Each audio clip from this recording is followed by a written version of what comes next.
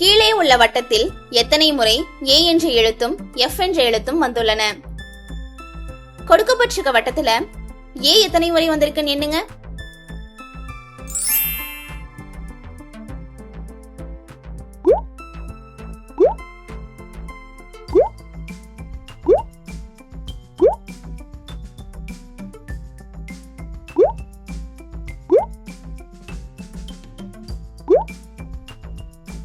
A மொத்தம் 8 முறை வந்திருக்கு. அடுத்ததா நம்ம F எத்தனை முறை வந்திருக்குன்னு எண்ணணும்.